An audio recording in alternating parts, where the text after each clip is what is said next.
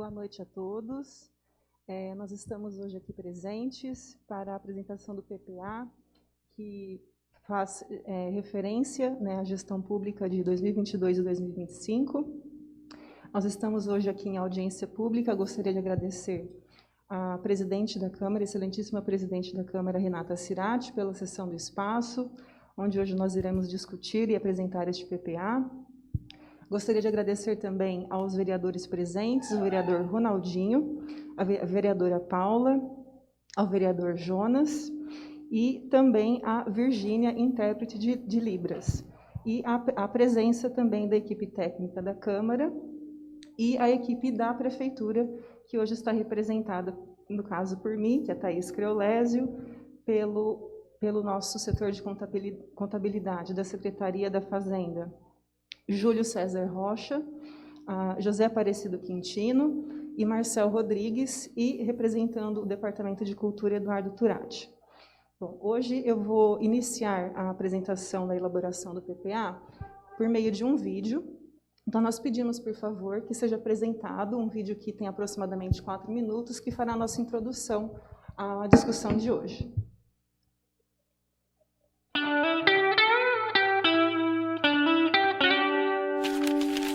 Todo mundo tem um lugar preferido onde se sente bem e de onde é difícil tirar a pessoa de lá, não é mesmo? Uns preferem a praia, outros o parque, o clube, a escola, o shopping. Mas sabe qual é o lugar preferido do Léo? O quarto dele. É ali que o Léo faz as coisas que mais gosta. Vê TV, ouve música, conversa com os amigos na internet, joga videogame. Ele pode passar horas fazendo isso. Agora, sabe do que o Léo não gosta? Quando falta luz. Bom, então para o Léo não ficar triste, o que precisa ter sempre na casa dele é energia elétrica. Mas ter luz em casa não é uma coisa tão simples quanto parece. É preciso gerar essa energia e fazer com que ela chegue à casa das pessoas. E para isso, o governo precisa fazer grandes investimentos, como a construção de estações de energia, linhas de transmissão e usinas hidrelétricas. A construção de uma hidrelétrica, por exemplo, é uma obra extremamente complexa e cara, que exige, antes de tudo, planejamento. Para grandes investimentos como esse, o governo elabora a cada 4 anos um plano, que é discutido e aprovado como lei pelo Congresso Nacional. Esse plano é chamado de Plano Plurianual, também conhecido como PPA. É o PPA que define para um período de 4 anos as grandes prioridades nacionais e regionais, com metas para cada área de atuação: saúde, educação, saneamento, transportes, energia, entre outras. Podemos dizer que o PPA é a grande lei de planejamento do país. É ele que faz o vínculo entre o plano estratégico do governo e os orçamentos de cada ano. Mas não são apenas grandes obras que estão no PPA. O governo também inclui no plano os gastos necessários para garantir a oferta permanente de determinados serviços públicos. Por exemplo, no caso da agricultura, o PPA prevê tanto as obras para a construção de armazéns para estoque, como também ações de financiamento e garantia de compra da produção para a distribuição de cestas básicas à população carente. E é importante saber que nem todos os investimentos públicos estão no PPA do governo federal. Há outras ações que ficam a cargo dos estados e municípios. Cada um deles tem suas próprias leis orçamentárias, inclusive seus próprios PPAs. Isso porque cada esfera de governo, federal, estadual ou municipal, tem suas próprias responsabilidades. Por exemplo, entre as ações que cabem aos municípios estão calçamento de ruas, transporte urbano, coleta de lixo, etc. Os estados, por sua vez, são responsáveis, por exemplo, pelo combate aos crimes comuns, reprimidos pela Polícia Militar e investigados pela Polícia Civil. Também formulam e executam políticas em áreas de competência comum com os governos federal e municipais, como educação, saúde e desenvolvimento urbano. Todas essas despesas são executadas com dinheiro recolhido por meio de impostos e contribuições de taxas municipais ou estaduais, de recursos transferidos pelo governo federal e de outras receitas como empréstimos de instituições públicas e privadas. Então, agora você já sabe que para garantir os investimentos para as grandes obras e a oferta permanente de serviços públicos, o país conta com uma lei que é aprovada a cada 4 anos, o Plano Plurianual, também chamado de PPA, e que cada esfera de governo, municipal, estadual e federal, tem suas próprias responsabilidades e, por isso, seus próprios PPAs. No próximo Muito obrigada pela apresentação do vídeo. O vídeo ele dá início à nossa discussão sobre o processo de elaboração do PPA, que é de responsabilidade da Prefeitura Municipal do Poder Executivo. Eu vou pedir, então, por gentileza, que se inicie uma apresentação de slides que nos acompanhará durante toda a apresentação. A apresentação será iniciada por mim, que farei mais uma explicação, uma descrição de como que foi o processo de construção do PPA neste período, deste primeiro semestre. Em seguida, nós daremos sequência à apresentação com a fala do Quintino, José Aparecido Quintino, mais conhecido como Capitão, que fará também a descrição, né, orçamentária do PPA. No próximo slide, nós já temos uma base mais simples, né? O Quintino ele vai explicar isso com mais detalhes, né? O embasamento legal que nós devemos seguir para a construção e elaboração e discussão do PPA.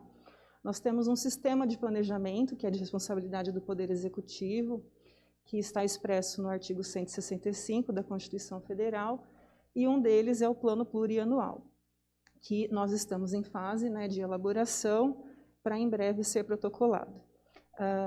Em seguida, eu vou pedir, por gentileza, que retorne só no anterior, que, apesar de não estar expresso, né, no artigo 165, nós temos dois outros parâmetros, digamos assim, de acompanhamento do sistema de planejamento do Poder Executivo, que seria a programação financeira e o cronograma de desembolso mensal, né, que não constam na Constituição Federal, mas é uma lei específica que vai fazer o tratamento, né, de como o poder público deve, né, fazer toda essa gestão do seu orçamento da gestão pública.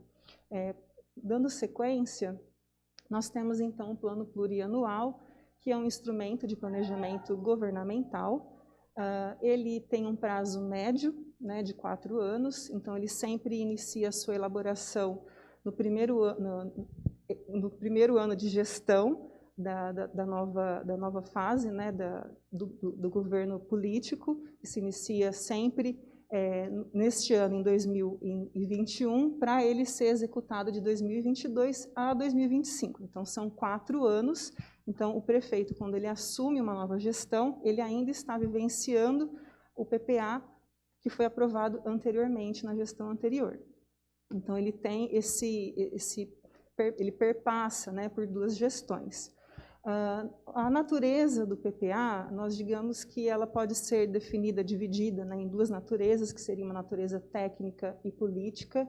O objetivo do PPA seria justamente propor, né, soluções para os problemas e demandas sociais, reduzir desigualdades regionais, organizar as políticas públicas em programas de governo com objetivos que são mensurados, inclusive por indicadores de desempenho. E o PPA ele sempre vai se propor a medir essa qualidade do planejamento.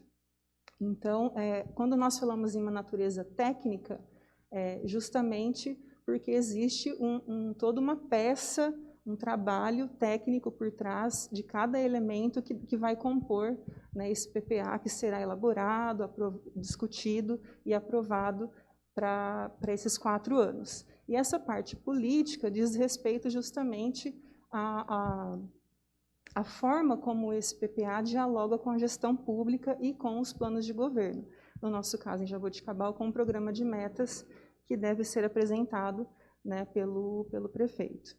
Eu vou pedir o próximo slide, que fala justamente sobre essa questão, né, de como que o PPA dialoga com o programa de metas.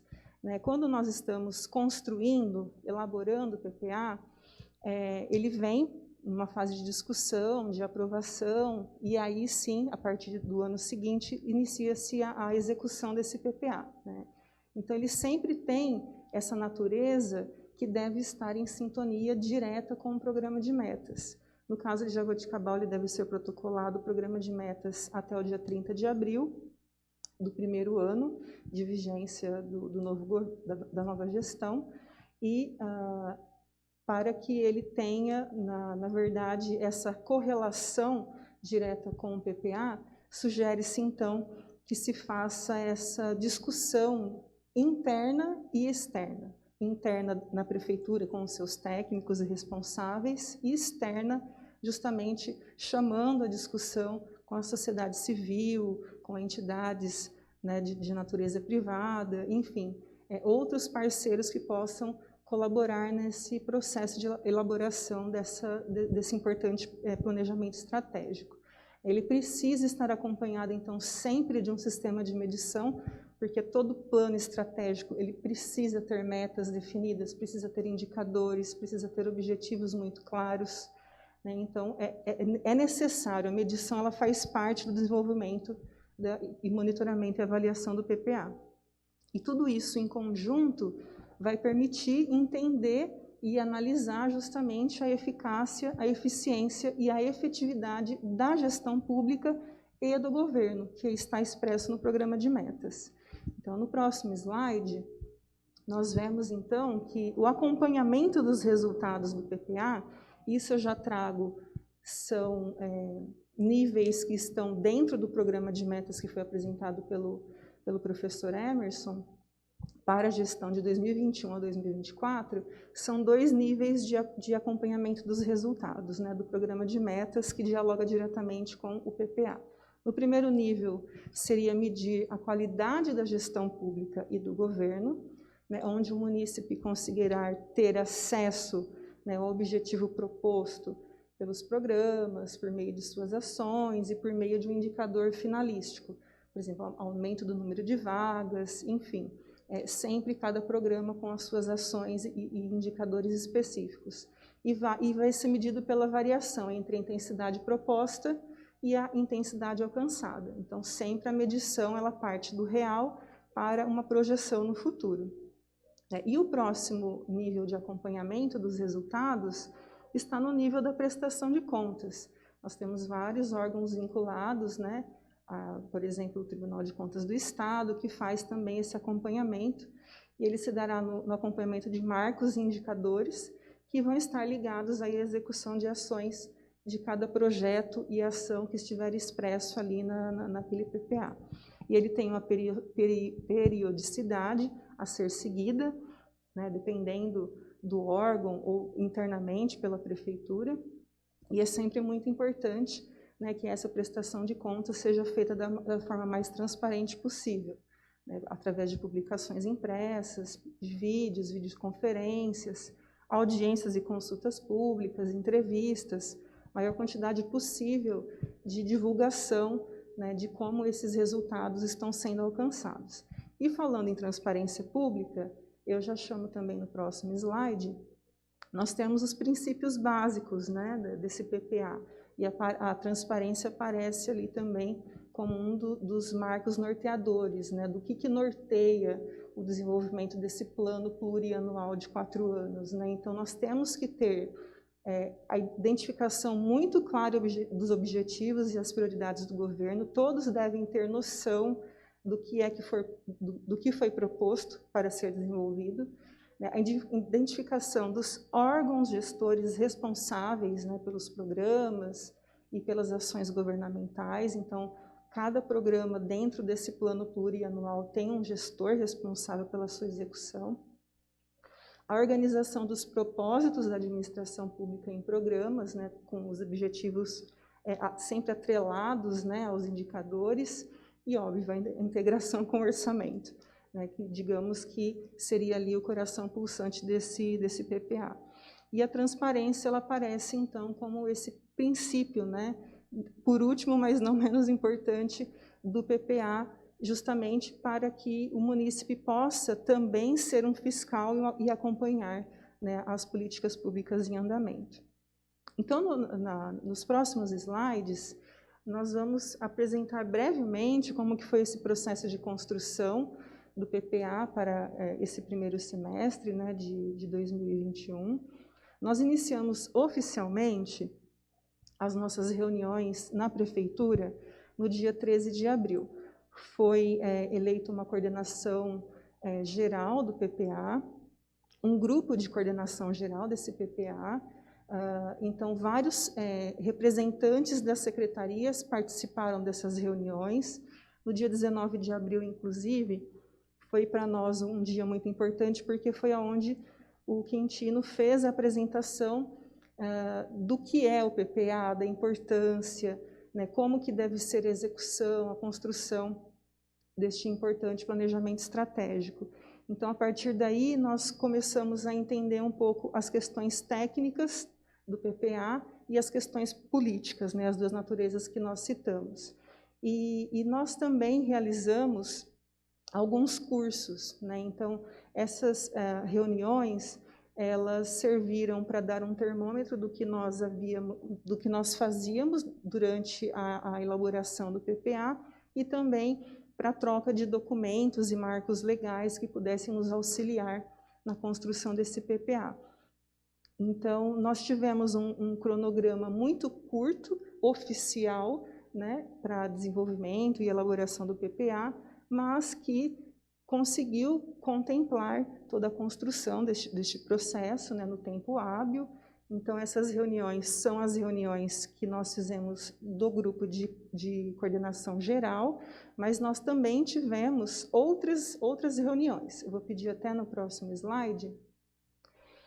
Nós tivemos reuniões extraordinárias de conselhos deliberativos, né, inclusive foi semana passada, o Conselho de Acompanhamento e Controle Social do Fundeb e o Conselho Municipal de Educação, que foi feito pelo André Bonelli, da Secretaria de Educação, Cultura, Esporte e Lazer.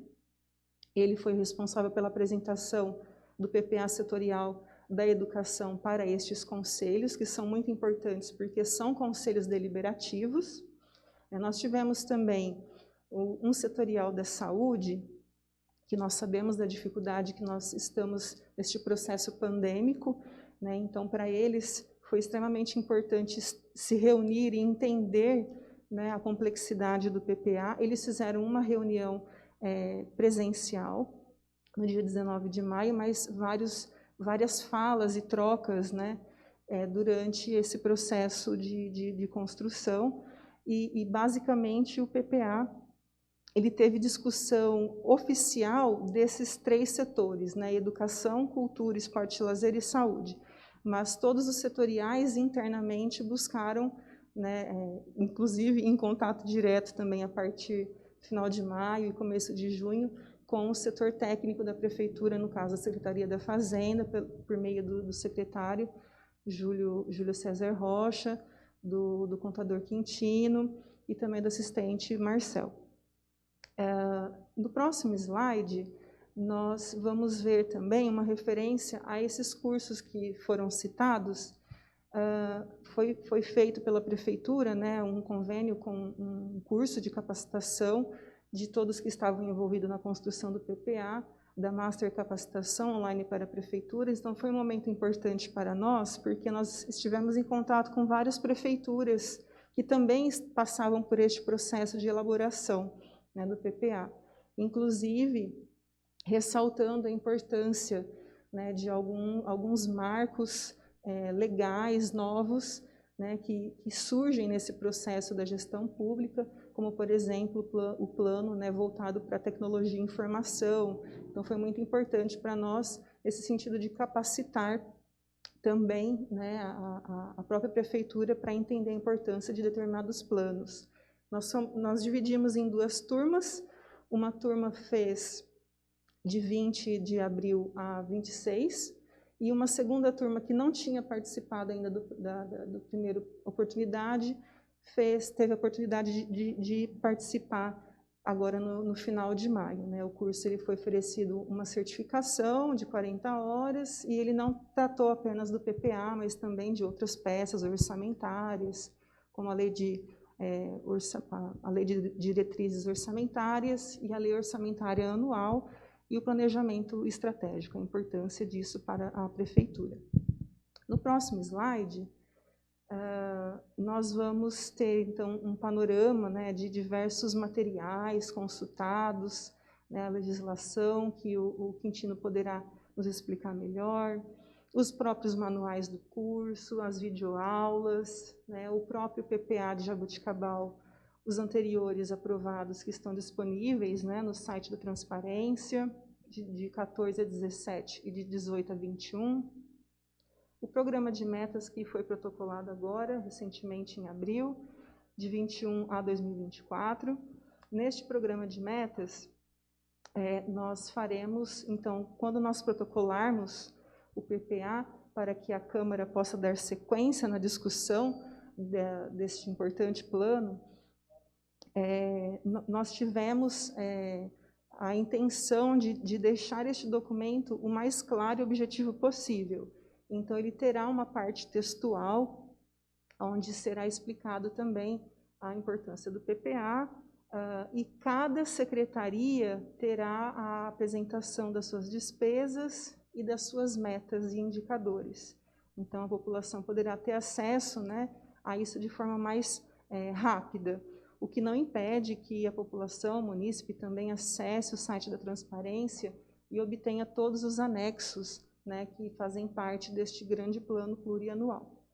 Nós tivemos também contato com materiais do Tribunal de Contas do Estado de São Paulo, né, material do Índice, né, de Efetividade da Gestão dos Municípios, os livretos dos Objetivos do Desenvolvimento Sustentável, ligado à ONU, alguns programas também disponíveis, né, alguns arquivos disponíveis também no Tribunal de Contas do Estado, como os gastos com programas, que nos dá um panorama muito importante, né, das despesas que a Prefeitura teve nos últimos 4 anos, e alguns PPAs que acabaram também nos inspirando para a construção aí, que foram indicados pelo próprio curso, né, é importante ressaltar isso, que é o PPA de Curitiba e do Estado de São Paulo. Então, a minha apresentação hoje seria mais voltada para essa parte, digamos assim, da construção deste processo, né, do PPA, ressaltando também que no final de maio e junho, né, quando nós estávamos na fase já de elaboração dos programas, foi muito importante, né, o acompanhamento com a Secretaria da Fazenda, né, por meio do Júlio Rocha, do José Aparecido Quintino e do Marcel Rodrigues. Então, a partir desse momento, de final de maio, começo de junho, né, todos os setoriais começaram a procurar, né, o auxílio, né, dessa parte técnica, justamente, do PPA. Então, para nós foi muito importante esse diálogo, justamente porque, através dele, nós conseguimos entender a importância desses orçamentos, como que isso estava refletido, né, nesses objetivos e como eles poderiam ser alcançados ao longo desses 4 anos. Então, acredito que agora, apenas para confirmar o próximo slide,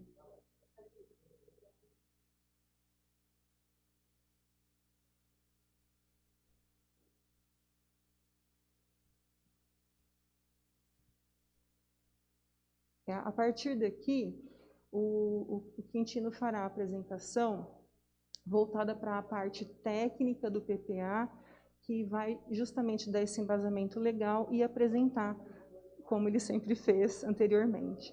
Tá? Eu agradeço muito a oportunidade e nós estamos à disposição, lembrando que é uma audiência pública, então nós estamos aqui justamente para discutir e ver as perguntas, né, dos participantes, inclusive agradecer também a presença de todos que estão acompanhando virtualmente. Obrigada, passo para você, Quintino.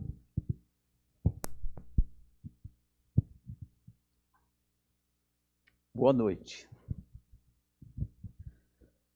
Bom, como a Thaís já definiu muito o PPA, passou o conceito, né, do que é o PPA, e sob o ponto de vista técnico orçamentário, a legislação que obriga o Poder Executivo a elaborar o PPA está a própria Constituição, a Lei 4.320 de 1964, a Lei número 101 de 2000, que é a Lei de Responsabilidade Fiscal, e a própria Lei Orgânica do município. De acordo com a nossa Lei Orgânica, o o PPA deve ser encaminhado pelo Poder Executivo ao Poder Legislativo até o dia 30 de junho do primeiro ano da gestão do prefeito, quando o prefeito assume. Como a Thaís disse, o PPA ele é apresentado pelo prefeito que assume no seu primeiro ano de gestão, e ele é executado nos 3 anos subsequentes. Então, o prefeito que elabora o PPA, ele executa 3 anos e o último ano é executado pelo prefeito subsequente. Pode mudar, por favor.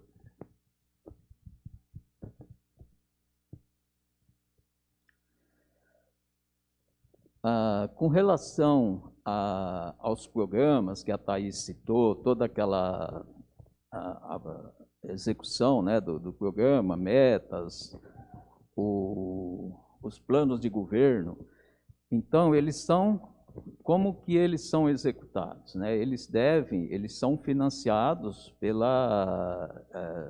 pelas receitas municipais. Então, nós vamos falar quais são as fontes de recurso que financia, né, os programas do município. O município de Jaboticabal é composto por 5 unidades gestoras. Nós temos a própria prefeitura, temos o SAEG, temos o CEPREM, o CEPREM é o Instituto, é o regime próprio de previdência municipal, temos a Fundação de Amparo ao Esporte e a Câmara Municipal. A Prefeitura e a Câmara são entidades de administração direta, unidades gestoras de administração direta. O que significa? Administração direta é quando a gestão é feita pelo cidadão que foi eleito nas eleições, né? Então, o prefeito e a presidente da Câmara. As entidades de administração indireta, SAEG, CEPREM e FAI, a gestão é executada por pessoas indicadas pelo chefe do Poder Executivo. Então, essa é a diferença entre a administração direta e indireta. De acordo com os nossos cálculos, nós temos uma receita, então nós temos receita na Prefeitura, no SAEG, no CEPREM, na FAI, e a Câmara não tem receita própria. Essa estimativa, ela é feita de acordo com o comportamento das receitas nos últimos anos. Então, nós sempre consideramos o que foi realmente executado nos anos anteriores e fazemos uma estimativa para os anos seguintes. Então, de acordo com as nossas estimativas, a Prefeitura vai ter uma receita no ano de 2022 de 285 milhões, em 2023, 298 milhões, em 2024, 315 milhões, em 2025, 330 milhões. O SAEG, então, apresentou uma receita de 36 milhões, 38 milhões em 2023, 2024, 40 milhões, em 2025, 42 milhões. O CEPREM tem uma estimativa de arrecadação de 59 milhões 732 mil em 2022, em 2023, 62 milhões 534, em 2024, 65 milhões 180, em 2025, 79 milhões 249. A FAI, 1 milhão e 3 mil, depois 1 milhão e 32 em 2023, 1 milhão e 75, 1 milhão 131 em 2025. A Câmara, quero dizer que essas são as fontes de financiamento, não significa que a Câmara tem receita, tá? São os recursos que vão financiar as despesas da Câmara. 13 milhões 360 em 2022, 13 milhões 820 em 2023, 14 milhões 280 em 2024 e 14 milhões 750 mil em 2025. A Câmara ela é financiada pela programação mensal de gastos, mais conhecida por duodécimo, né? É uma transferência financeira feita pela Prefeitura. O total das receitas, então, em 2022, total das fontes de financiamento, 396 milhões. Em 2023, 413 milhões. Em 2024, 435 milhões. Em 2025, 468 milhões. Isso somado chega a 1.740 bilhões, mais ou menos. Pode mudar, por favor. Agora nós vamos fazer um detalhamento das receitas que nós apresentamos. Agora vamos falar só da Prefeitura, Unidade Gestora Prefeitura. Então ela tem receitas correntes, ela tem receita tributária. Receita tributária são as receitas originadas pelos tributos, né, pela arrecadação de tributos, que são impostos, taxas e contribuições de melhoria. Temos as receitas de contribuições. Na Prefeitura são a contribuição para a iluminação pública. A receita patrimonial, que é a receita decorrente da exploração do patrimônio público. Normalmente são receitas de aluguéis, de taxa de ocupação de imóveis, rendimento de aplicação financeira. Na Prefeitura nós temos também receita de serviços. Receita de serviços são geradas no terminal rodoviário, que são aquela receita de taxa de acostamento e de taxa de embarque, e são os serviços de cemitérios. Depois nós temos as transferências correntes. As transferências correntes são receita de arrecadação indireta. Significa que são aqueles recursos que o município recebe por meio do governo federal e do governo do estado. As maiores fontes dessas arrecadações estão no FPM, transferido pelo governo do estado, está o FPM, transferido pelo governo da União, no ICMS, transferido pelo governo do estado, o IPVA, também transferido pelo governo do estado, os repasses do Fundo Nacional de Educação, do Fundo Nacional de Saúde, os convênios. Então, todas as receitas de arrecadação indireta se processam em transferências correntes. Uma estimativa de 229 milhões em 2022. Temos as outras receitas correntes. Essas outras receitas correntes são aquelas receitas correntes de multas, né? Aplicação de multas por código de postura, multa da vigilância sanitária. Então, são 1.618.000 estimado lá em 2022. Contas redutoras do Fundeb. Temos ali um sinal negativo, estão vendo? 30.153.000. O que é isso?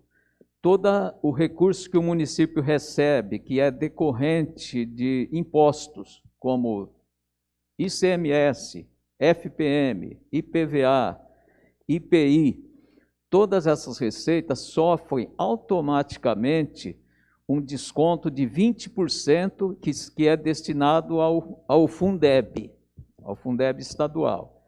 Então, essas receitas, o município registra essa receita no valor total, mas no caixa do município entra apenas 80%. Então, essa diferença que não entra, né, que fica retido, se registra, se processa nas contas redutoras. Depois nós temos a receita de capital, que são aquelas receitas com as quais só se pode aplicar em despesa de capital, que são investimentos.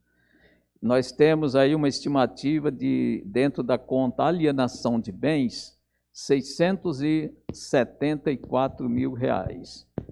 E nós temos as receitas intra-orçamentárias na Prefeitura. O que é intra-orçamentária? São operações entre unidades da mesma esfera de governo. quando uma despesa de uma unidade gera uma receita em outra unidade, ela é uma receita, uma operação intra-orçamentária. Vou dar um exemplo. Quando a prefeitura paga para o SAEG uma fatura de consumo de água, ela gera uma despesa na prefeitura e gera uma receita no SAEG. Mas o recurso financeiro não sai do caixa geral do município, ele não sai do município, né? Então, continua no município quando a gente faz a consolidação das contas. Então, isso é intra-orçamentário. Na prefeitura, temos uma estimativa de R$ 626 mil em 2022. Total de todas essas receitas, total das receitas. Em 2022, 285 milhões. Em 2023, 298 milhões. Em 2024, 315 milhões. Em 2025, 330 milhões. Vou mudar, por favor.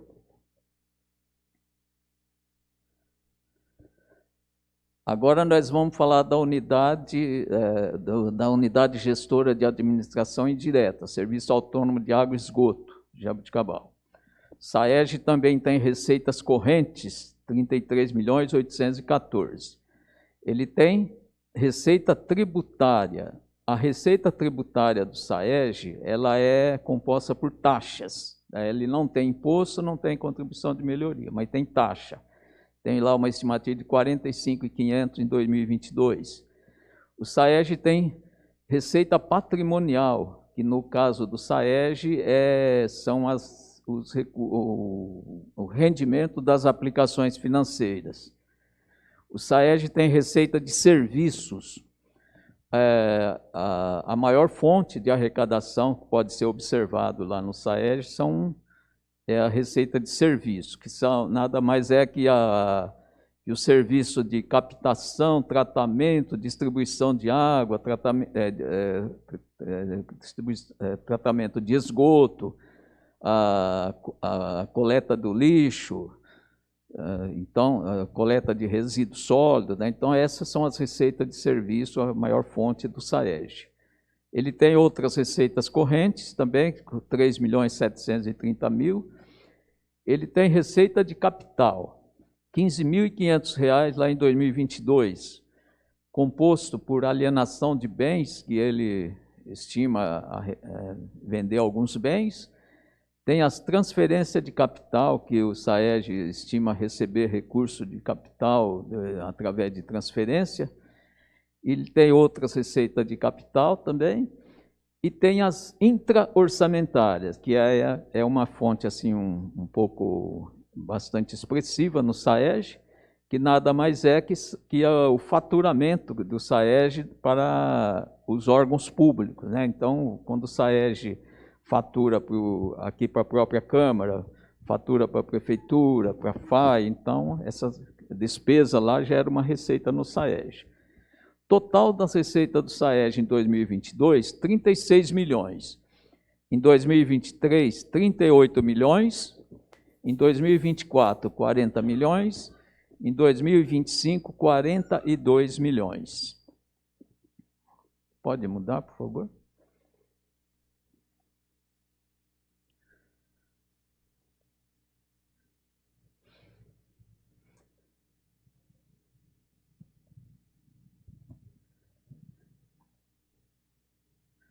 CEPREM, Serviço de Previdência, Saúde e Assistência Municipal. É o regime próprio de previdência do município dos municipários de Jaboticabal. Ele tem receitas correntes, com um total de 17 milhões em 2022. Ele tem receita de contribuições. Essa receita de contribuições do CEPREM são as contribuições do servidor para o regime próprio. É aquele valor descontado em folha de pagamento do servidor e o qual é transferido para o CEPREM. Então, são as receitas de contribuições lá do CEPREM. Ele tem a receita patrimonial, que são os rendimentos de aplicação financeira. Ele tem as outras receitas correntes também, que são a receita própria do CEPREM. E a maior fonte, né, do CEPREM são as intra-orçamentárias, composta lá pelas receitas de contribuições, que são as contribuições patronais, aí nesse caso é aquela contribuição patronal de 28% incidente sobre a folha de pagamento dos servidores, e eles são transferidos para o CEPREM.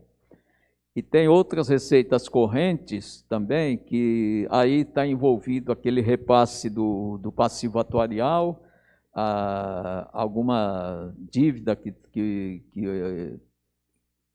o repasse do passivo atuarial, e tem também algumas ações, né, que existe aí com o CEPREM, Prefeitura, Câmara, e então se processa nessa conta. Tem um valor de 13.109.000, total das receitas do CEPREM. Em 2022, 59 milhões. Em 2023, 62 milhões. Em 2024, 65 milhões. Em 2025, 79 milhões. Pode mudar, por favor?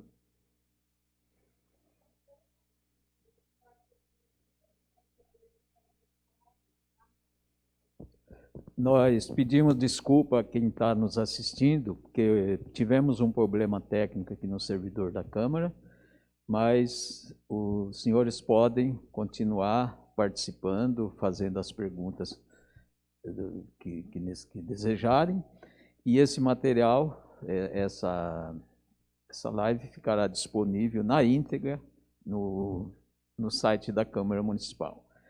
Então, nós estávamos falando da receita do CEPREM. Então, o total da receita do CEPREM no ano de 2022 será de 59 milhões, em 2023 de 62 milhões, 2024 65 milhões, em 2025 79 milhões. Vou mudar, por favor. FAI, Fundação de Amparo ao Esporte. Essa unidade gestora, né, a fundação, ela não tem receita, a receita própria dela é muito pequena. Observe lá, receitas correntes, R$17 mil em 2022, 18 mil em 2023, 19 mil em 2024 e 20 em 2025. Composta por receita patrimonial, que são os rendimentos de aplicação financeira, e as transferências correntes, que são transferências que a FAI pode ter a transferência de pessoa física, de pessoa jurídica, para patrocinar alguma campeonato de futebol, alguma evento esportivo. E a maior fonte de recurso, então, da FAI são as transferências financeiras feitas pela Prefeitura, a serem feitas pela Prefeitura. De acordo com a lei que criou a FAI, a Prefeitura deve repassar para a manutenção da entidade recursos relacionados, né, calculados sobre a receita tributária. Então, em 2022, tem uma estimativa de transferir R$986 mil, em 2023, R$1.013.000, em 2024, R$1.055.000, em 2025, R$1.110.000. E isso não é receita da FAI, são transferências feitas pela Prefeitura. Então, o total dos recursos que vão ingressar na FAI, né, estimados para ingressar na FAI em 2022, é R$1.003.000, em 2023, R$1.032.000, em 2024, R$1.075.000, em 2025, R$1.131.000. Câmara. A Câmara também não tem receita própria. Ela tem transferência financeira, né? Ela é financiada com recursos das transferências financeiras feitas pela Prefeitura, pelo Poder Executivo. R$13.360.000 em 2022, R$13.820.000 em 2023, R$14.280.000 em 2024 e R$14.750.000 em 2025. Deixar bem claro que aí o único valor que está fixo é 2022, R$13.360.000. Os demais podem sofrer alterações, que a receita da Câmara é calculada sobre a receita tributária arrecadada pelo município de origem, tanto de origem própria como de transferência, né, a receita tanto de arrecadação direta como de arrecadação indireta. Então, essa receita somada no ano anterior, você calcula 7%, que é o caso do município de Jaboticabal, e é o valor da receita da Câmara no ano seguinte. Então, esse valor de 13.360.000 é o resultado de 7%, né, é o valor correspondente a 7% da receita tributária de arrecadação direta e indireta arrecadada em 2020. Então, calculamos 7% e chegou nesse valor. Então, esse valor é exato. Pode mudar, por favor? Agora, nós apresentamos, então, as fontes de recurso e vamos falar sobre as despesas. E as despesas serão apresentadas, nesse momento, por programas. Então, nós temos os programas numerados, né, de acordo com a estrutura do município, né, começa pelo 1, pelo 0 e vai dando uma sequência. Então, nós temos despesas por programas prefeitura, aí só a prefeitura. Temos o programa chamado Operações Especiais. O que é operação especial? São aquelas despesas que já não trazem mais nenhum benefício para o cidadão. Por exemplo, são as sentenças judiciais, são o pagamento da dívida fundada, né? Então, todas essas despesas não trazem nenhum benefício mais para o cidadão. Então, ela é chamada de operação especial. Depois nós temos o programa 2 dentro da prefeitura, que é a gestão da Secretaria de Governo. Temos o programa 3, que é o planejamento do governo, é um programa da Secretaria de Planejamento. Depois nós temos o programa 4, gestão dos negócios jurídicos, que nada mais é que a Secretaria dos Negócios Jurídicos. Depois temos o programa 5, que é a coordenação administrativa, que é a Secretaria de Administração e Recursos Humanos. Depois nós temos a gestão da Secretaria de Fazenda, que o programa da execução, né, das atividades da Secretaria de Fazenda. Depois nós temos manutenção e desenvolvimento do ensino público, é da Secretaria de Educação. Depois nós temos desenvolvimento cultural, que é lá da Secretaria de Educação, Cultura, Esporte e Lazer, mas do Departamento de Cultura. Depois nós temos Desporto e Lazer, que é o Departamento de Esporte e Lazer da Prefeitura também. Sistema Municipal de Saúde, que é a Secretaria de Saúde. Pode mudar, por favor? Temos o programa 12, Vigilância em Saúde, que é da Secretaria de Saúde. Temos o programa 13, Pronto Atendimento em Saúde, que é o pronto atendimento, pronto atendimento municipal. O programa 14, Gestão da Assistência Social, é um programa que é executado na Secretaria de Assistência. Depois temos Proteção Social Básica, também da Secretaria de Assistência Social. O Programa Social Especial, que é também da Secretaria de Assistência. O Programa 17, que é a Atenção à Pessoa com Necessidade Especial, que é um programa próprio da Secretaria de Assistência também. Temos o Fundo Municipal de Assistência Social, da Secretaria de Assistência também. Aí temos o Programa 19, que é a Secretaria de Agricultura. Programa 20, que é chamado Gestão do Agronegócio, que é também um programa executado na Secretaria de Agricultura. O programa Abastecimento, que também é da Secretaria de Agricultura. Pode mudar, por favor? O Meio Ambiente, que também está voltado lá na Secretaria da Agricultura. a gestão do SAAMA, que é a Secretaria, a administração da própria Secretaria de Agricultura e Meio Ambiente. A infraestrutura municipal é um programa da Secretaria de Obras. A infraestrutura viária, que também é da Secretaria de Obras. Serviços públicos, também da Secretaria de Obras. Gestão da Secretaria de Obras, que é a administração, né? São as despesas administrativas de lá. Desenvolvimento econômico e produtivo, é a Secretaria de Indústria, Comércio e Serviços e Turismo. Promoção do emprego, trabalho e renda, também é da Secretaria de Indústria. Segurança Pública. Segurança Pública é a atividade delegada. É um programa que se executa no gabinete.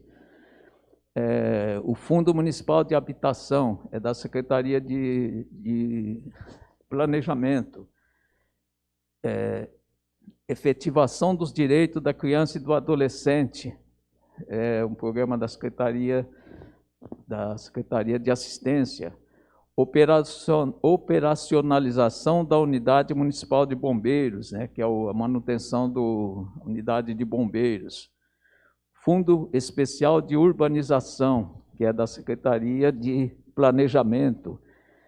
Modernização da Administração Tributária, Secretaria de Fazenda. Gestão da Iluminação Pública, que é a gestão da iluminação, Secretaria de Obras. Garantia dos Direitos da Criança e do Adolescente, que é da Secretaria de Assistência. Proteção e Promoção da Pessoa Idosa, também da Secretaria de Assistência. Educação Participativa e Gestão Democrática, Secretaria de Educação. Educação de Excelência e Aprofundamento Pedagógico, Secretaria de Educação. Gestão da Tecnologia da Informação e Comunicação, Secretaria de Administração. Controle Interno, é o Departamento de Controle Interno do município, atualmente sob a Secretaria de Fazenda. Gestão da Secretaria de Indústria, Comércio e Turismo, que é a manutenção, né, da Secretaria. Sistema Municipal de Cultura, Departamento de Cultura. E temos a reserva de contingência. A reserva de contingência, ela é um item obrigatório na elaboração de orçamentos. Ela é calculada sobre 1% da receita corrente líquida. É um valor que é necessário para atender despesas que são imprevisíveis, né? Pode acontecer aí uma catástrofe, uma coisa que não estava prevista, então esse recurso orçamentário é necessário para cobrir caso ocorra esses eventos. Depois nós temos transferência financeira à Câmara, e depois temos transferência financeira à FAI.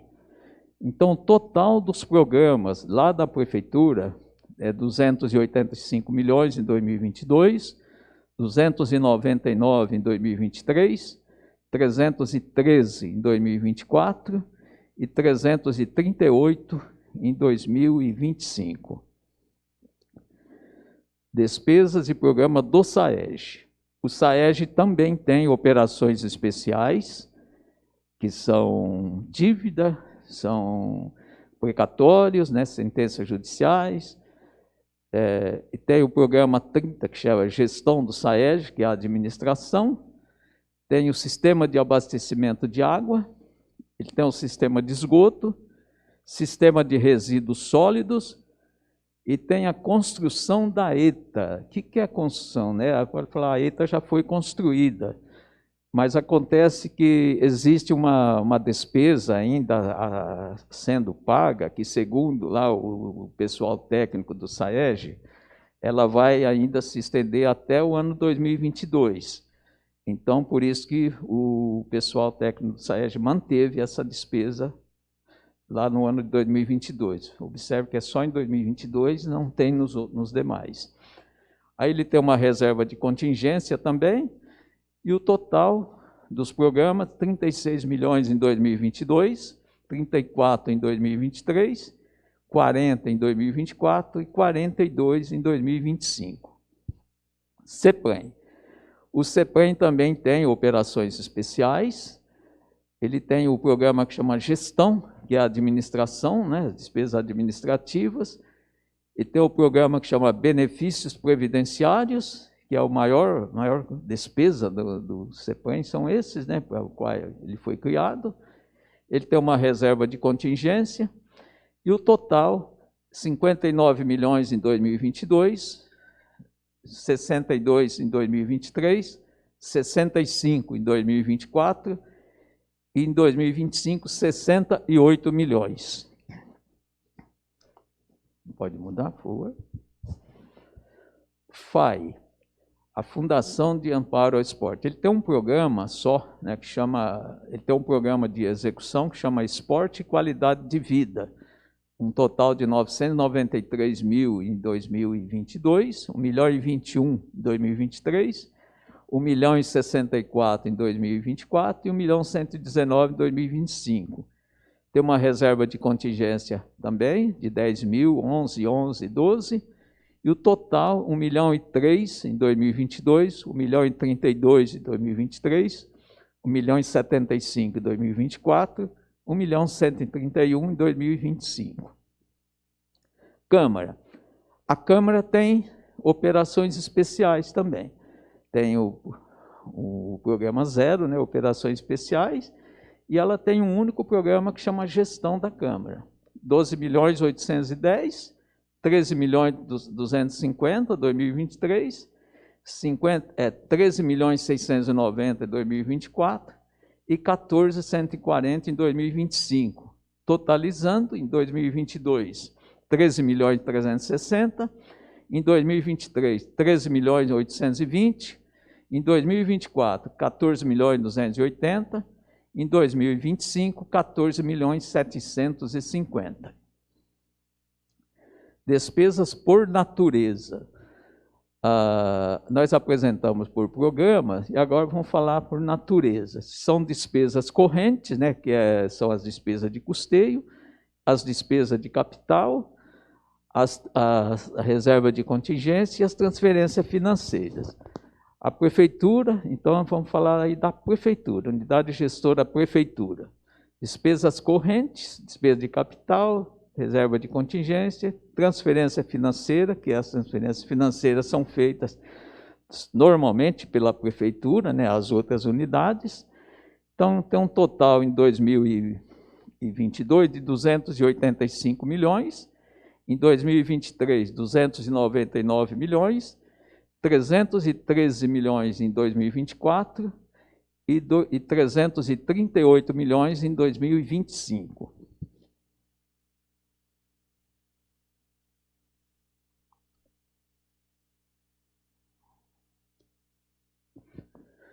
O SAEG tem as despesas correntes, deixar bem claro que em despesas correntes, quando a gente detalha a despesa corrente, tem todo o custeio, né, que é pagamento de pessoal, pagamento de despesa com aquisição de material, serviço de terceiro. Então, no caso da prefeitura, tem as subvenções sociais. Então, esses elementos serão mais detalhados nas próximas peças orçamentárias que a gente for apresentar, que é a LDO e a LOA.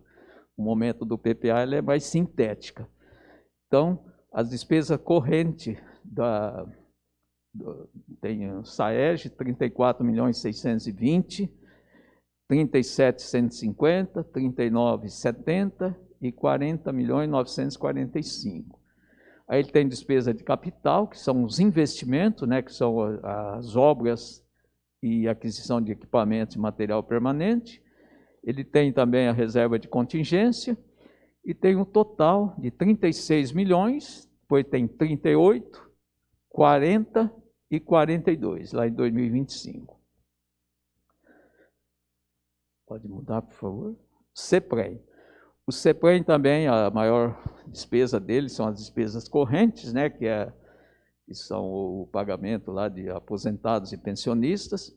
Ele tem despesa de capital para investimento, um valor menor, e tem reserva de contingência, e o total, 59.732 em 2022, 62.534 em 2023, 65.180 em 2024 e 68.061 em 2025.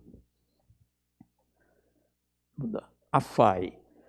A Fundação de Amparo ao Esporte tem despesas correntes também, capital e reserva de contingência. Em 2022, 1,3 milhão, 2023, 1,32 milhão, 2024, 1,74 milhão e 2025, 1,131 milhão.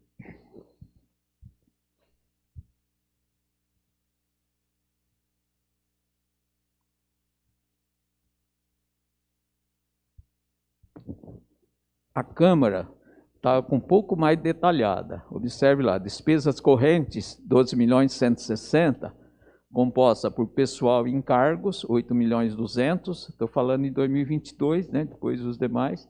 Aí tem outras despesas correntes, 3.960, despesa de capital composta por investimentos, e total, 13.360.000 em 2022, 13.820.000 em 2023, 14.280 em 2024 e 14.750 em 2025.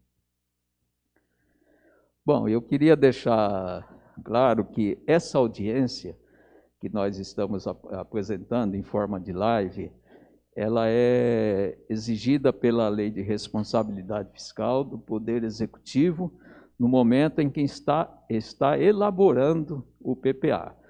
Depois, ele tem que ser apresentado em audiência na sede do Poder Legislativo. E depois, na fase de apreciação, né, quando ele for encaminhado para a Câmara também precisa fazer uma audiência na conformidade que nós estamos fazendo. Então,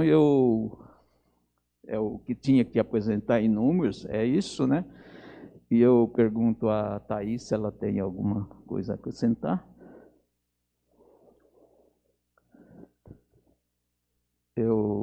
Se alguém tiver alguma dúvida, alguma pergunta, nós estamos à disposição.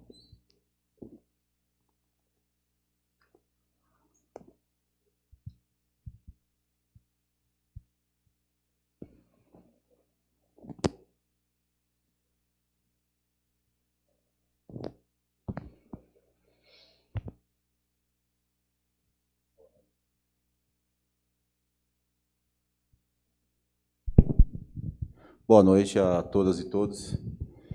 Vou chamar de capitão, tá? Capitão, naquela parte dos slides, despesa por programa, prefeitura, se tiver como voltar, despesas por programas, prefeitura. Gostaria de fazer uma pergunta em cima daquele slide.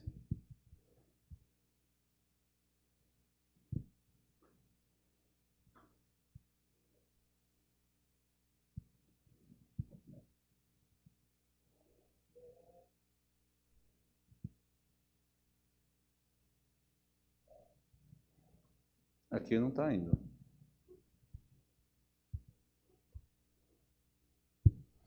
Despesa por programa, prefeitura.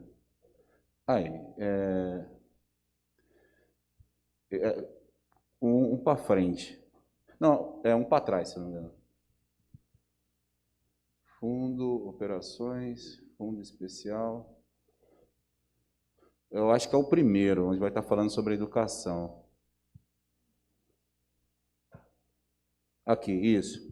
Onde eu tenho aqui, ó, no item, o programa 007, manutenção, desenvolvimento e ensino público, 73 milhões, certo? O senhor falou que sempre é feito em cima dos anos anteriores.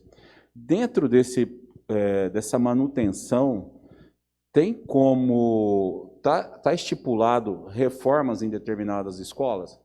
Por que eu estou falando isso? Porque só com o dinheiro do Fundeb, que é gasto quase tudo com o salário, sobra pouco para a questão da manutenção. E nós temos algumas escolas no nosso município e creche que, infelizmente, não fizeram as reformas que deveriam ser feitas ao longo do ano, que estão em decadência. Nós temos a questão da Escola Aparecida, Nós temos ali o Nobre Rosa, hoje estive no Tereza Noronha, a quadra do Tereza Noronha.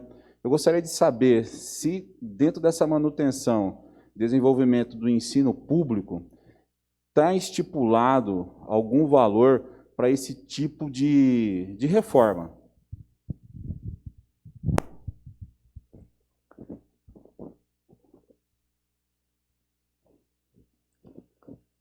Esse programa, então, o programa é uma coisa macra. Dentro dos programas, depois tem as ações administrativas. Obviamente, tem toda as despesas necessárias, né, para manutenção e para investimento. Então, é certeza que tem, sim. Eu não tenho o detalhamento do programa aqui comigo, eu não trouxe. Mas o programa, como eu disse, ele é macro, né? E depois tem as ações, que são as unidades, né? Chamado de obras, instalações, equipamentos, material permanente, pagamento pessoal. Então, certamente tem, sim. Eu não tenho o detalhamento aqui agora comigo, então, mas a gente pode, amanhã, logo pela manhã, verificar e responder com mais segurança. Porque eu gostaria de saber sobre isso, porque se não tiver, é necessário, né, que a administração pense nisso, nessas reformas pontuais que existem em determinadas creches e escolas. E eu gostaria que fosse mais um para frente, fazendo um favor. Deixa eu ver. Assistência. Mais um. Está na educação. Acho que vai ter que voltar. Lá no primeiro. Não, mas é no despesas por programa da prefeitura. Aí, fundo, bombeiro. É um que fala sobre curso. Espera aí. Educação. Ali, no item 065. Educação de excelência e aprofundamento pedagógico. E gestão, deixa eu ver, é isso, e educação participativa e gestão democrática. Principalmente o 65 ali. Educação de excelência e aprofundamento pedagógico. No que consistiria esses 2 milhões?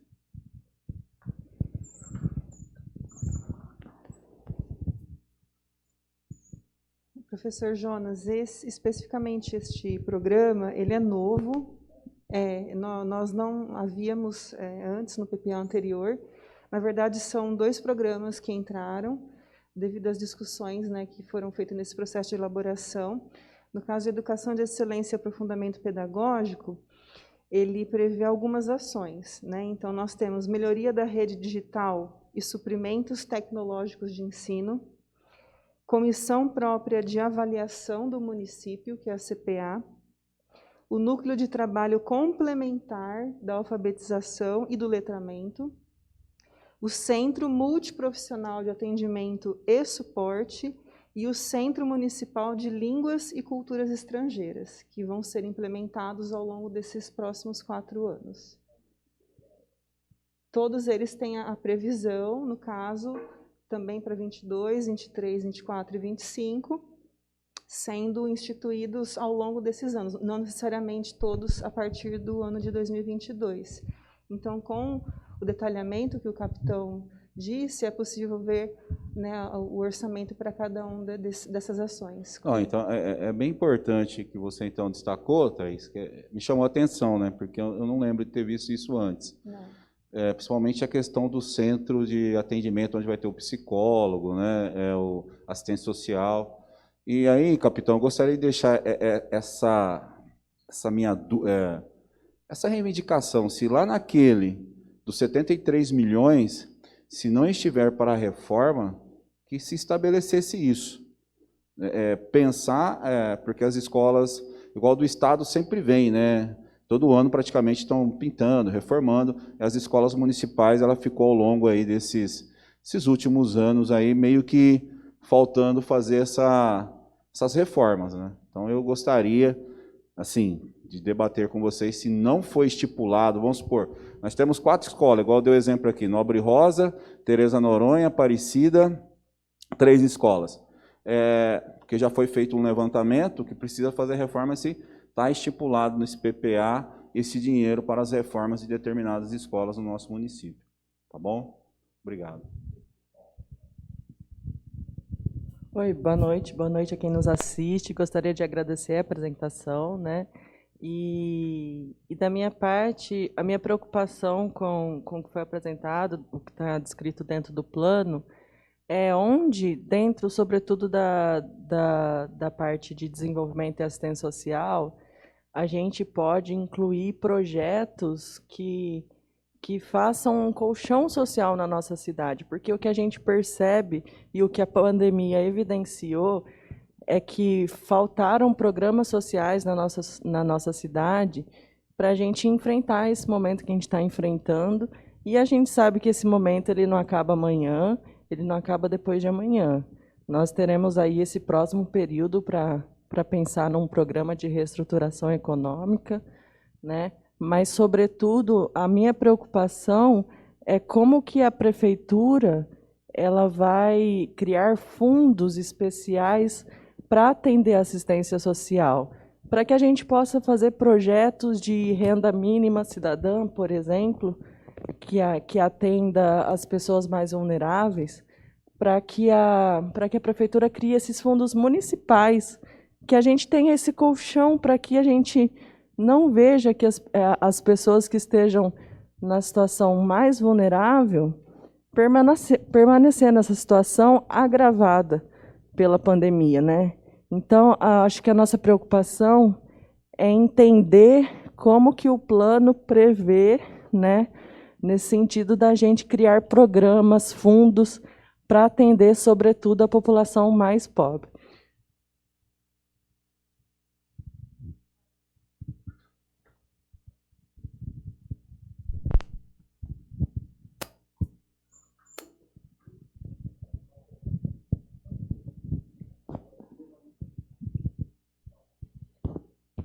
Bom, com relação à criação de novos elementos no PPA, sempre, quando nós apresentamos, normalmente a gente fala que se apresenta o PPA, ele for aprovado, ele não pode mais ser mudado? Não, ele pode ser mudado a qualquer momento. Então, toda vez que for necessário fazer uma alteração, uma inclusão de um novo programa, uma nova ação, é feito através de um crédito adicional especial, encaminhado para o Poder Legislativo, e ele, se aprovado, ele é incluído no PPA. No momento da elaboração, os elementos que nós tínhamos estão sendo apresentados aqui. Obviamente, ele vai ser encaminhado agora para o Poder Legislativo, que pode ser apresentado emendas, né? Então, é o momento dos senhores vereadores atuarem, para fazer as propostas de vocês. Então, o que o Poder Executivo, porque a obrigação de apresentar é do Poder Executivo, mas quem aprova é o Legislativo. Então, é isso, pode. Tá certo, capitão. Muito obrigado. E nós vamos estar trabalhando em cima disso, com certeza. Também agradeço a presença aqui do capitão, da Thaís, né, e todos esses elementos, né, inclusive outros que já entrou aí no PPA 2022 a 2025, para nós tomarmos bastante assim, estudos sobre isso, para a gente conseguir aproveitar todo esse recurso, porque às vezes pode ocorrer de não usá-lo, né, capitão? Ali está disponível o recurso e a gente temos que criar as medidas para melhor aplicar ali de cada elemento, correto? É isso mesmo? Correto. Um PPA aprovado, lá, um determinado programa foi aprovado, mas depois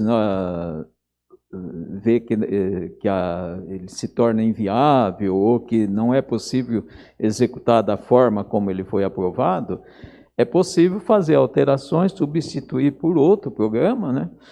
E é por isso que tem que ter sempre esse equilíbrio entre poder executivo e legislativo, no sentido de fazer o acompanhamento do PPA. A gente fala a aprovação, né, o momento da aprovação, depois ele tem uma outra fase que é o acompanhamento. Então, durante o acompanhamento, pode-se propor, sim, as alterações para que melhor atender a sociedade. Então, perfeito. Vou aproveitar aqui, uma munícipe está acompanhando a gente e fez uma pergunta para a Thaís. Então eu vou fazer aqui verbal para que a Thaís responda para ela, tá bom? A Alessandra Constantino pergunta, Thaís, explica o que é o programa Sistema Municipal de Cultura.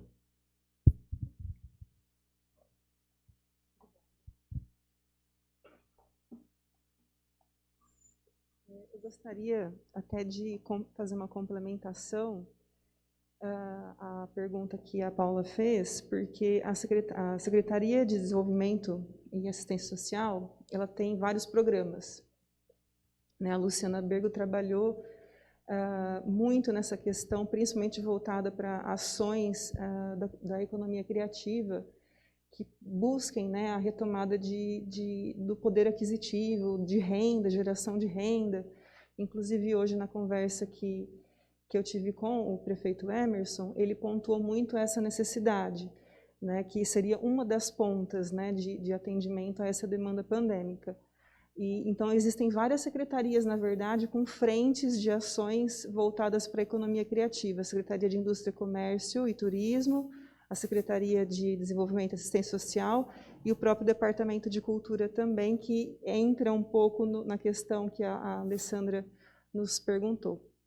No caso dos fundos, vereadora Paula, o que a gente pode falar aqui do que nós temos? A Secretaria de Desenvolvimento e Assistência Social tem, no momento, o Fundo Municipal de Assistência Social, né, e o Fundo Municipal do Idoso. Então, são dois fundos que atenderiam aí demandas específicas, né, o que nada impede, como o Quintino nos esclareceu, que conforme a demanda surjam novas ações também, ou até mesmo novos programas, né. Em relação à pergunta feita pela Alessandra Constantino, também é um programa novo, professor Jonas. Várias secretarias apresentaram programas novos, sempre procurando manter a questão do investimento, né, das despesas e receitas em equilíbrio. E no caso do Sistema Municipal de Cultura, ele entrou... o Departamento de Cultura tinha dois programas, um se chamava Sistema Cultural, que passa a ser o Desenvolvimento Cultural, e o segundo programa, que agora é este novo, é o Sistema Municipal de Cultura. Foi aprovado agora, recentemente, o Sistema Nacional de Cultura, que prevê vários elementos, né, que os estados e os municípios têm que cumprir em rede, né, existe o nacional, o estadual e o municipal, para que as movimentações, né, as políticas públicas de cultura passem de fundo a fundo e nas três esferas, né, no caso federal, estadual e municipal.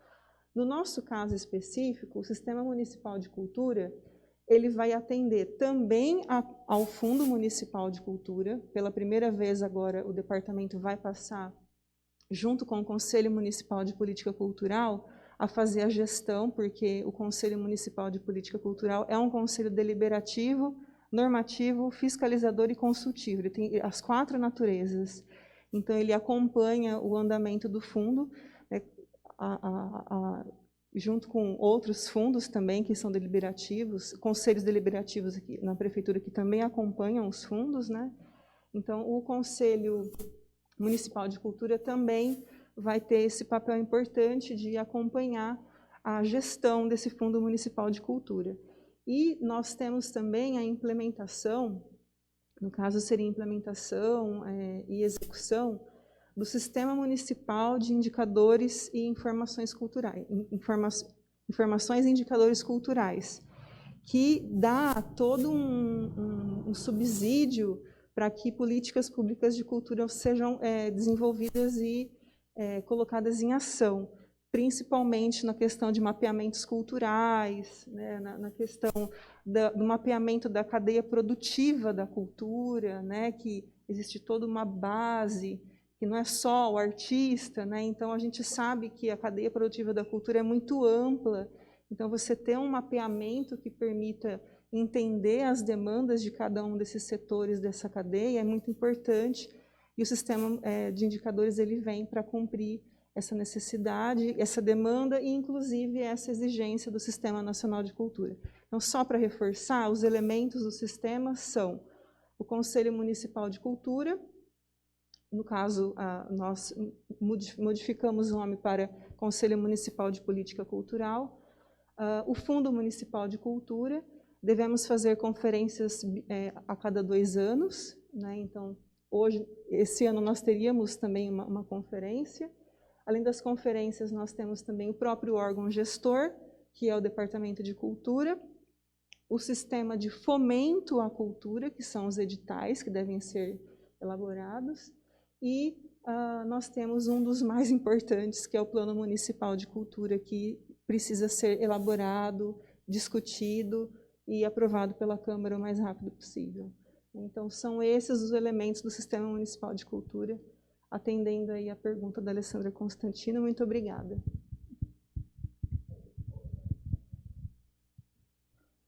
A Escola de Arte, ela está no outro programa que já existe, chamado Desenvolvimento Cultural, a partir de agora, numa ação de transferências a instituições sem fins lucrativos. Então, ela está já com a dotação prevista, já corrigida, a partir de 22, né, 2022, ela está contemplada mais no outro programa. Esse é específico só do sistema mesmo. Começa o ano que vem, a partir de 2022, 1.332.000 para a execução de todas as ações educativas e culturais e manutenção dos corpos artísticos da Escola de Arte. Atendendo aqui ao comentário, né, que a população está fazendo através do chat, o pessoal está falando bastante sobre a educação, né, o desenvolvimento da educação, e embora a educação e a saúde sejam as maiores receitas, né, para o município, a gente ainda percebe a necessidade de investir ainda mais. E eu vou ler um dos comentários aqui. Fabiana Lindolfo diz: penso que para a educação nesse momento emergencial deve-se dar maior importância à aprendizagem dos alunos com projetos fundamentais de alfabetização e letramento, continuar o apoio à equipe de cada unidade escolar e às famílias, considerando fatores psicológicos e inclusivos. Então, acho que essa colocação da Fabiana representa algumas outras que tem aqui, né, sobre essa necessidade desse olhar para a educação, sobretudo nesse momento pós-pandêmico que vamos passar, né? E acho interessante a gente falar, dialogar com a população sobre como será esse agir dentro da educação para fazer as transformações necessárias, né? Aí eu não sei se o Jonas pode comentar alguma coisa sobre isso, né? Para além das reformas estruturais, de físicas, né, dos prédios, que também é necessário, e a gente sabe que a educação ela despende uma receita que muitas vezes o município não dá conta de sozinho fazer isso, né? Então, para além dessas, quais outras medidas a gente precisa para avançar aí na educação, pensando na questão orçamentária mesmo, né, que é o que a gente está tratando aqui basicamente. Boa noite. Boa noite. Não, né? Eu destaquei no primeiro momento a questão da estrutura, porque estava mais relacionada, né, Paula, à questão orçamentária, né? Mas eu vejo que a preocupação gigantesca de todas as diretoras, pais de alunos, professores, é referente com a pandemia, de que maneira recuperar esse aprendizado. E pelo que eu conheço a Lúcia Vasques e alguns supervisores que são extremamente competentes, eu vejo que a partir do mês que vem, eu já penso que já estão elaborando algum plano de ação assim que retomar as aulas, porque são quase 2 anos, né, Paula, sem aulas presenciais, e eu vejo que principalmente as crianças aí, todos foram prejudicados, mas principalmente aquelas que não foram alfabetizadas, né? Mas pelas ideias que as diretoras têm, por algumas supervisoras de excelência, e também a Lúcia Vasque, eu vejo que esse plano já deve estar sendo assim elaborado, né? Pensar no professorado, nos alunos, de que maneira recuperar o que foi perdido. Acho que complementando o que você disse, né, para além das peças orçamentárias, a gente vai, enquanto Comissão de Educação aqui na Câmara também, né, trabalhar junto à nossa secretária de Educação, Lúcia Vasques, para desenvolver da melhor forma a questão pedagógica também, né, que a gente sabe que a gente vai enfrentar aí um período difícil, um déficit que a gente espera conseguir de alguma forma pedagogicamente, né, atuar. E eu acho que é isso. Nós temos lá, né, no item 65, Educação de Excelência e Aprofundamento Pedagógico. Muito bonito o nome, né? Então, e caro, né? A gente fala, gente, como que a educação é cara? E a contradição da educação ser tão cara e da demanda ser tão grande que a oferta sempre deixa a desejar, né? A gente reclama tanto da educação, a gente exige tanto uma educação de qualidade.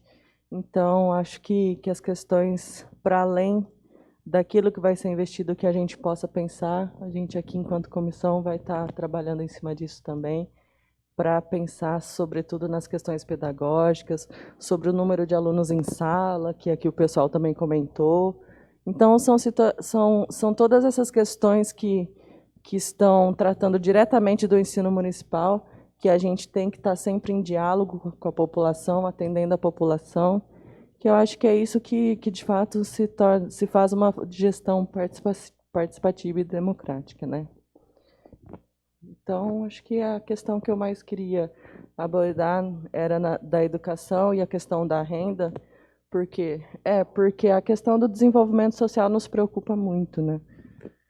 E aí eu não sei se alguém tem mais alguma pergunta. A gente está aqui acompanhando o chat. A Thaís quer.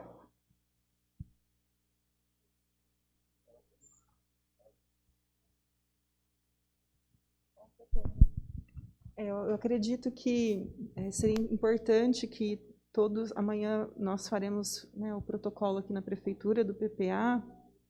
É muito importante que todos acessem esse documento e entendam, né, como que funciona a questão de cada programa, que tem várias ações, que tem vários objetivos a serem atingidos e que tem um orçamento previsto para que isso aconteça. E nem sempre nós conseguimos atingir, né, esse orçamento previsto. Mas, independente disso, é importante, sim, fazer essa discussão, né, sobre cada um desses elementos. Então, como o capitão disse, nós não temos todos esses elementos aqui. Por isso que a transparência é tão importante, né? Uma vez acessando o site da transparência, é possível acompanhar essa discussão. Então, o que nós recomendamos é que as pessoas possam acessar ao site e ler, né, procurar entender esses anexos, né, vai ter uma parte textual, onde vai apresentar os programas de cada secretaria com as suas ações, né, a estimativa de despesas, que seria uma forma mais resumida de entender o que é o PPA e como ele funciona, né, e acompanhar, porque agora nós praticamente, né, finalizamos essa parte de elaboração, onde nós procuramos estar em contato também com esses conselhos deliberativos, mas a fase de discussão começa agora na Câmara, né? Então, é muito importante que essas pessoas que estão nos assistindo, os vereadores, né, a equipe técnica da Prefeitura, continuem com esse acompanhamento para poder chegar nessa fase final da aprovação do PPA. Eu acho que seria isso. Quintino, se quiser também fazer alguma complementação.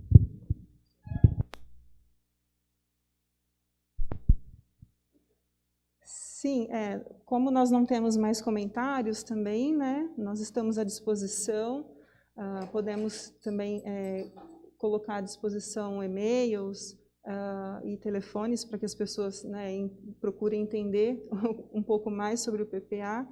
Então, eu gostaria de agradecer a presença online de todas as pessoas que nos acompanharam. Pedimos desculpas, né, pela questão técnica, mas o vídeo será colocado na íntegra, então as pessoas podem assistir novamente, né, a toda a transmissão e fazer perguntas também que vamos responder. Agradecer a presença do Quintino, especialmente, a do Marcel, do Júlio e do Eduardo Turati, representando a Prefeitura, aos vereadores aqui presentes, e, novamente, a Renata Cirati, que nos cedeu o espaço para que nós apresentemos essa discussão, a vocês da equipe técnica da Câmara, e ao professor Emerson por ter possibilitado essa discussão nesse nível político um pouco mais aprofundado entre as secretarias, entre os setoriais e juntamente com a Secretaria de Finanças. Então, muito obrigada a todos e iniciamos aí agora essa fase de discussão na Câmara. Uma boa noite e um bom descanso.